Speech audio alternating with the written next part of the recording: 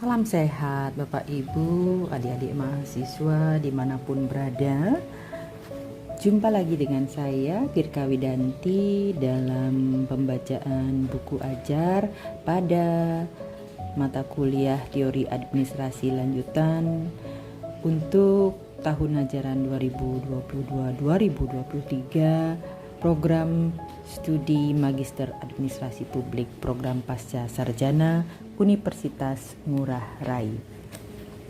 Kali ini saya akan bawakan bab 3 yaitu birokrasi dan administrasi publik. Public administration atau administrasi publik sebenarnya sudah ada sejak dulu kala. Ia akan timbul dalam masyarakat yang terorganisasi. Dalam catatan sejarah, di Asia Selatan termasuk Indonesia, Cina dan Mesir kuno, dahulu sudah didapatkan suatu sistem penataan pemerintahan. Sistem penataan tersebut pada saat sekarang dikenal dengan sebutan administrasi publik. Ini menurut Toha tahun 1984. Administrasi dan birokrasi hampir seumur dan setua umur pemerintahan. Akan tetapi, kedua istilah itu merupakan bagian yang signifikan dan acap kali dikaitkan dengan aparatur pemerintah di hampir seluruh negara di dunia. Selama ini, istilah tersebut tidak menarik perhatian dalam aspek pemerintahan.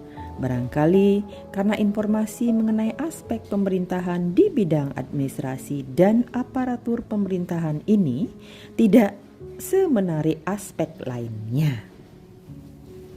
Menurut Peters tahun 1978 menyampaikan aspek lainnya adalah aspek glamour dalam sistem politik adalah pemilihan, partai politik, legislatif, peradilan telah banyak menarik perhatian untuk dibicarakan dan dianalisis secara ekstensif.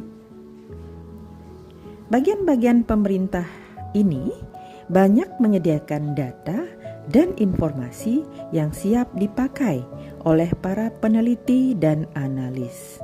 Administrasi publik sebagai bagian yang lainnya dari pemerintahan jauh dari aspek glamour dan selama ini bagi hampir sebagian besar masyarakat barat dipertimbangkan sebagai aspek non-politik dan tidak siap memberikan kuantifikasi yang memadai bagi analisis yang berdimensi teori. Nah, ini menurut Henry tahun 1975. Semua masyarakat manusia baik yang sederhana maupun yang kompleks, senantiasa membutuhkan usaha administrasi ini. Dalam masyarakat yang sederhana, tentunya bentuk dan volume administrasinya tidaklah serumit dari masyarakat yang sudah sedemikian kompleks. Hal yang dapat menyatukan kesamaan di antara keduanya, baik masyarakat yang sederhana maupun yang kompleks, ialah adanya usaha bersama.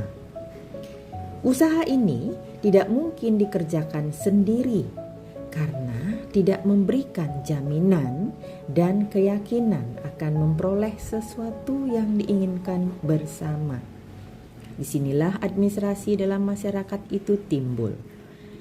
Jika suatu masyarakat tersebut telah begitu kompleks dan besar, mencakup dan menembus batasan wilayah suatu negara, maka administrasi publik tidak lagi bisa dihindari. Administrasi publik atau yang juga disebut administrasi pemerintahan dan kadang disebut birokrasi pemerintah yang saat ini dikenal sebagai produk masyarakat feodal yang tumbuh di negara-negara Eropa.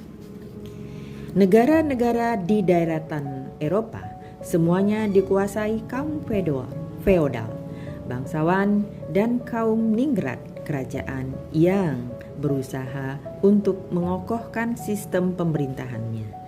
Dengan semakin pesat tumbuh dan berkembangnya masyarakat, maka sentralisasi kekuasaan dan pertanggungjawaban dalam pemerintahan monarki menimbulkan suatu kebutuhan untuk mendapatkan korps administrator yang cakap, penuh dedikasi, stabil, dan memiliki integritas. Korps administrator ini pada gilirannya akan menjadi tenaga birokrasi pemerintahan. Kebutuhan akan suatu sistem mulai dirasakan, yakni suatu sistem untuk menata sentralisasi kekuasaan dan pertanggungjawaban pemerintahan. Salah satu perwujudan kebutuhan suatu sistem penataan kekuasaan pemerintahan yang sentralistis dan sistematis di Prusia dan Austria dikenal sistem kameralisme atau kameralisme. Sistem ini dapat dikatakan sebagai awal mulanya administrasi negara. Kameralisme dirancang untuk mencapai efisiensi manajemen yang tersentralisasikan dan paternalistik yang ditandai dengan corak perekonomian yang merkantilistik. Gejala diperlukannya suatu sistem penataan administrasi pemerintahan seperti di Prusia dan Austria tersebut kemudian diperkuat di Prancis pada akhir abad ke-18 dengan usaha-usaha untuk mengembangkan teknologi atau engineering. Pandangan legislasi dari sistem negara dan birokrasi terdapat pada hampir sebagian besar negara-negara Eropa Barat, dan dalam kadar derajatnya yang lebih kecil terdapat pula di negara-negara Eropa tersebut. Inggris Raya dan Amerika Serikat mengembangkan sistem administrasi negaranya yang sangat berbeda satu sama lain dengan sistem yang berlaku di daratan Eropa. Kedua negara ini tidak mau mengadopsi pandangan mistik Eropa mengenai negara dan meninggalkan tradisi kodifikasi tata hukumnya. Inggris telah lama mempercayakan tanggung jawab administrasi pemerintahannya pada cara perwakilan dari para bangsawan, orang-orang yang berpendidikan tinggi. Hingga akhir abad ke-18 dan awal abad ke-19, sebagian besar kaum bangsawan berasal dari tuan tanah pedesaan atau rural estate. Baru pada waktu diadakan perombakan pegawai-pegawai pemerintah di awal abad ke-19, maka kemudian hampir sebagian besar administrator di Inggris berasal dari kaum pedagang atau mercantile dan kelas-kelas usahawan di kota-kota. Selanjutnya, pada akhir abad ke-19, mereka telah memulai menerapkan proses seleksi yang berlandaskan pada ujian yang bersifat kompetitif yang keras dari lulusan-lulusan universitas, terutama dari Oxford dan Cambridge. Kedudukan administrasi publik dalam pemerintahan tidak hanya terpaku pada aturan legalitas yang kaku saja atau rigid, akan tetapi berorientasi dinamis untuk melaksanakan aturan legal tersebut. Sebagian besar persoalan administrasi publik bersumber dari persoalan masyarakat. Administrasi publik adalah suatu sistem yang menjawab persoalan-persoalan masyarakat yang dinamis.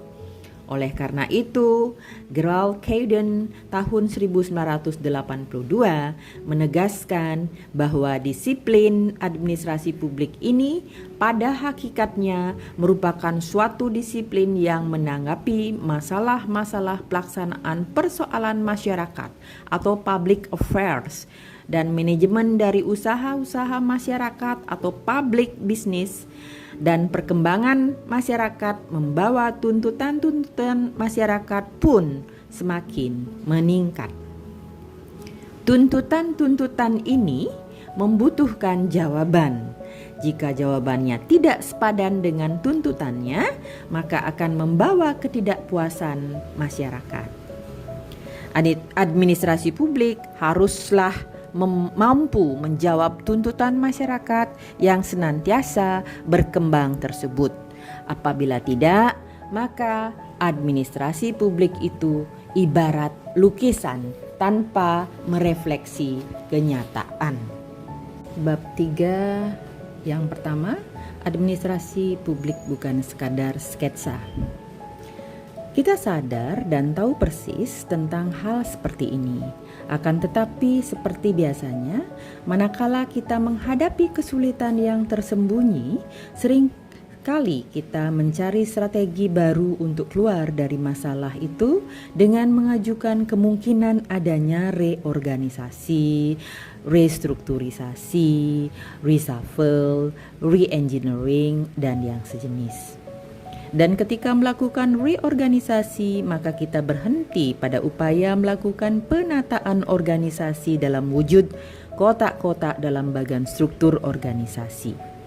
Derajat keanehan semakin tinggi kita jumpai dan perubahan tidak banyak kita dapatkan karena administrasi publik diletakkan sebagai lukisan tanpa ekspresi.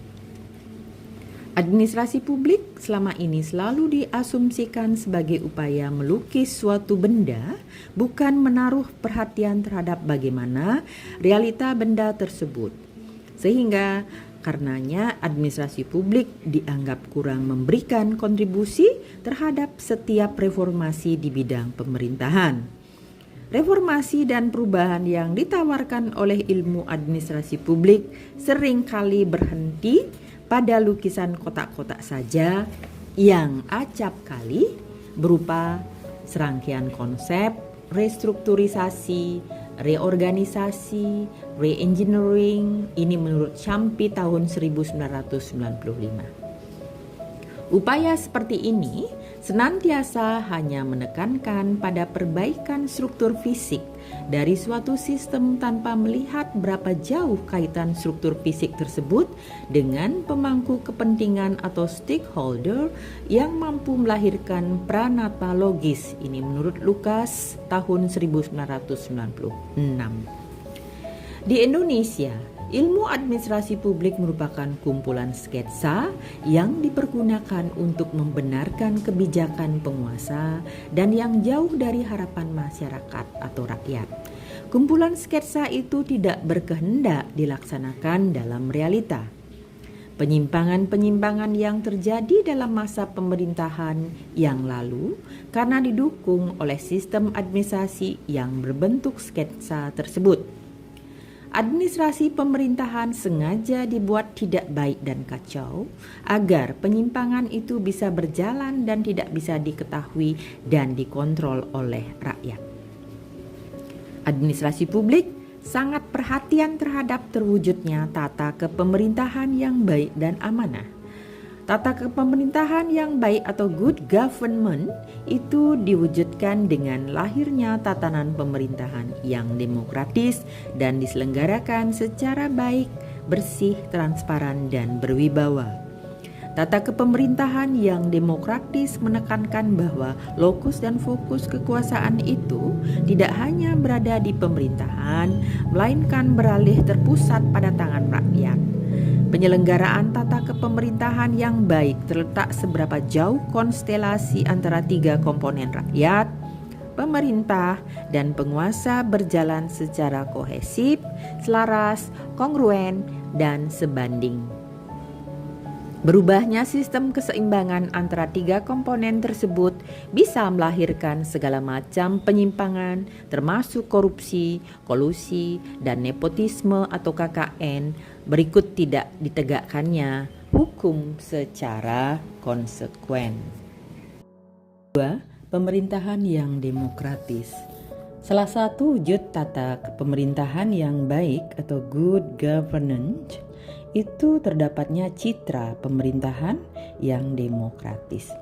Oleh karena itu, sebelum sampai ke penjelasan peran ilmu administrasi publik terhadap terwujudnya tata kepemerintahan yang baik itu, ada baiknya dijelaskan perihal pemerintahan yang demokratis tersebut. Bekerja dalam negara yang demokratis, working in democratic state, merupakan cita-cita semua orang yang mau hidup di negara yang demokratis. Selama ini kita belum merasakan hal seperti itu. Sekarang pemerintah berkeinginan mengamalkan prinsip-prinsip demokrasi di segala bidang. Prinsip demokrasi yang paling penting ialah meletakkan kekuasaan tersebut di tangan rakyat, bukan di tangan penguasa. Sementara itu, tidak adanya rasa takut untuk memasuki suatu serikat atau perkumpulan yang sesuai dengan hati nurani dan kebutuhannya. Selaras dengan tidak adanya rasa takut ini, juga dikembangkan adanya kenyataan dihargainya moral perbedaan pendapat menurut Goodman dan Thompson tahun 1996. Kita seharusnya hidup dalam suatu negara yang demokratis. Dunia pendidikan mengajarkan supaya kita berdemokrasi. Para orator politik selalu mendemonstrasikan dengan suara lantang agar berdemokrasi. Dan hampir sebagian besar di antara kita sangat bangga dan puas menunggu datangnya iklim berdemokrasi. Walaupun di antara kita seringkali berbeda pendapat tentang praktik demokrasi dan hampir tidak pernah kita mau mengakui bahwa kita pun seringkali mempraktikkan cara-cara yang tidak demokratis. Akan tetapi semua di antara kita akan sepakat dan tidak keberatan untuk menerima kehadiran demokrasi. Dan ini menurut Toha tahun 1999. Semua di antara kita akan sependapat bahwa jantung dari suatu sistem politik dan tata kepemerintahan yang demokratis itu terletak pada wujud kontrol terhadap kegiatan pemerintah yang seharusnya dilakukan oleh rakyat. Seorang penulis mengatakan bahwa demokrasi dalam tata kepemerintahan itu berwujud control of government by the governed. Ini menurut Graeber tahun 1987. Pemerintah bisa bertindak demokratis jika peran kontrol yang dilakukan rakyat dijalankan secara maksimal, proporsional, konstitusional, dan bertanggung jawab. Di dalam pemerintahan yang modern dan demokratis, hampir tidak mungkin manajemen birokrasi pemerintahannya bisa dijalankan tanpa kontrol dari rakyat. Ini menurut Toha tahun 1999. Di dalam negara yang pemerintahannya dijalankan secara demokratis, meletakkan para pejabatnya bisa dikontrol oleh rakyat melalui pemilihan. Menurut Dahl tahun 1982, jumlah pejabat yang dipilih lebih besar dibandingkan dengan yang diangkat dan ditunjuk. Ini menurut Graeber tahun 1987. Tata kepemerintahan di Indonesia di masa lalu dan sisa-sisanya sampai sekarang masih ada, menunjukkan sebaliknya. Di dalam masyarakat yang demokratis dan kompleks hampir tidak memungkinkan kita akan melakukan dan memperoleh kontrol yang sempurna. Akan tetapi kita bisa menaruh suatu harapan yang minim sekalipun dengan mengetengahkan suatu cara pemilihan atau selection yang dilakukan oleh rakyat terhadap pejabat-pejabat dalam birokrasi pemerintah. Pemilihan yang dilakukan oleh rakyat terhadap pejabat-pejabat yang mewakilinya merupakan inti dari pelaksanaan demokrasi dalam suatu negara. Sekaligus mengingatkan kepada para pejabat untuk senantiasa melakukan akuntabilitas kepada rakyat. Salah satu kekhawatiran atau concerns yang tergolong fundamental terhadap pemerintahan yang modern sekarang ini adalah upaya untuk mendorong timbulnya kebiasaan menggunakan kekuasaan atau power dan otoritas yang dipegang oleh penguasa untuk kepentingan tercapainya tujuan masyarakat. Kebiasaan ini harus selalu diingatkan kepada penguasa pemerintahan akan wujud akuntabilitas ini. Terselenggaranya kebiasaan perilaku pemerintah untuk melakukan akuntabilitas kepada masyarakat merupakan dasar pula dari terselenggaranya pemerintahan dan tata kepemerintahan yang demokratis dan baik. Salah satu wujud dari akuntabilitas tersebut ialah agar semua produk hukum dan kebijakan yang menyangkut kehidupan rakyat banyak harus diupayakan didasarkan atas undang-undang. Dengan produk hukum yang berupa undang-undang ini, rakyat mempunyai akses untuk mengatur dan mengendalikannya. Begitu juga pejabat administrasi publik secara otomatis mau tidak mau harus melakukan akuntabilitas pada rakyat. Jika lembaga dan sistem administrasi publik kita didasarkan atas prinsip seperti ini, maka tidak ada dalam setiap aspek administrasi publik kita yang tidak bisa dikontrol oleh rakyat. Lembaga pemerintahan yang ada di pusat dan daerah sekarang ini cenderung menjadi bahan sorotan dan perhatian rakyat banyak. Setiap ada upaya presiden untuk menyusun, mengubah, mengganti, dan menggabungkan kelembagaan kabinet presiden selalu mengundang perhatian orang banyak. Susunan kabinet merupakan suatu hal yang diharapkan dan sangat mempengaruhi kehidupan perekonomian dan politik bangsa ini. Oleh karena itu, agar rakyat mempunyai dasar untuk bisa berperan, maka susunan kabinet presiden harus didasarkan atas undang-undang, bukannya didasarkan atas surat keputusan presiden saja. Dengan didasarkan atas undang-undang ini, maka rakyat melalui wakil-wakil di lembaga legislatif memiliki hak untuk mengontrol. Di dalam negara yang demokratis tidak ada satupun hal yang lepas dari kontrol rakyat. Indonesia baru adalah Indonesia yang ingin merealisasikan demokrasi yang baik yang bisa dipergunakan sebagai landasan terlaksananya tata kepemerintahan yang baik. Selain itu, Indonesia baru juga ingin menampilkan peranan rakyat yang lebih dinamis dalam percaturan politik nasional maupun lokal. Penampilan peran rakyat ini tidak bisa dipisahkan dari kehadiran partai politik.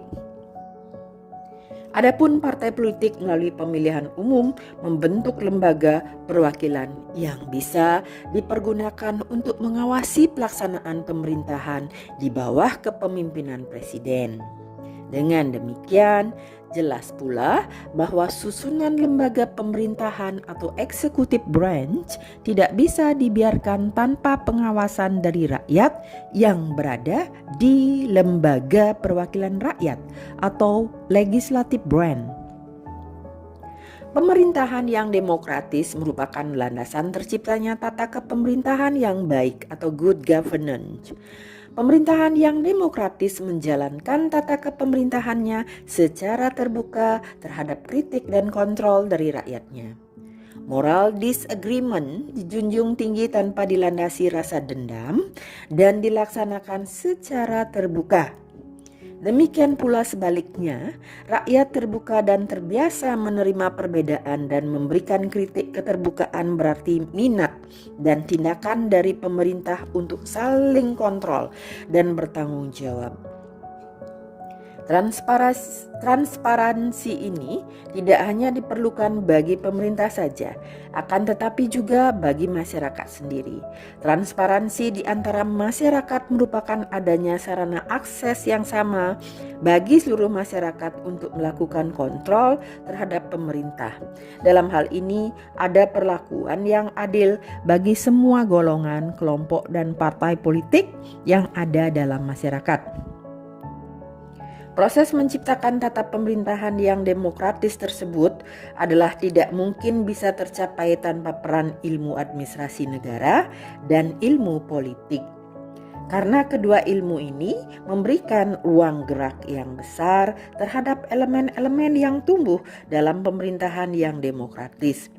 Sebagaimana yang dirumuskan di atas bahwa ilmu administrasi publik merupakan suatu kajian yang sistematis dan tidak hanya sekadar lukisan abstrak, akan tetapi memuat perencanaan realitas dari segala upaya dalam menata pemerintahan menjadi pemerintahan yang baik atau good governance. Ilmu administrasi publik berkepentingan untuk menciptakan tata kepemerintahan yang demokratis, mulai dari upaya merancang dan menata perumusan kebijakan, proses pelaksanaan, dan evaluasi kebijakan tersebut.